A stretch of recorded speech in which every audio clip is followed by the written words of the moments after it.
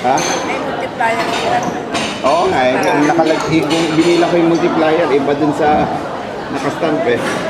Yung nasa gilid, at pinagulog ko yung sa barato sa taas. Kaya pala sa inyo ko binigay. Ano ginawa mo?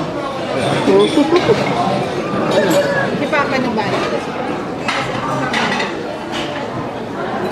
So sabi mo, saan yung nakita Bakit si Papa pinagbago?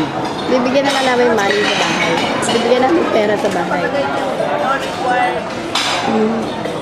Tips not required. Dito rin nakalagay. Nakalagay din dyan. Paano sinama na nila? Kasama na sa No presyo. tips and tricks. Sinama na nila, hindi ba?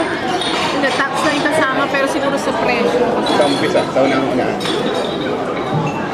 No tips or service charge. That's good. Kasi alam mo sa sa Chinatown, tsaka sa ibang Chinese restaurant, pag kulang yung tip mo, kahit nagbigay ka na ng tip at hindi siya 20%, kakabulong ka dun sa... Talaga. Oo, talaga. Napakakapal naman nun. Didn't you like the food? Para magdagdag ka na ano. Yeah, I like it. Okay, bye.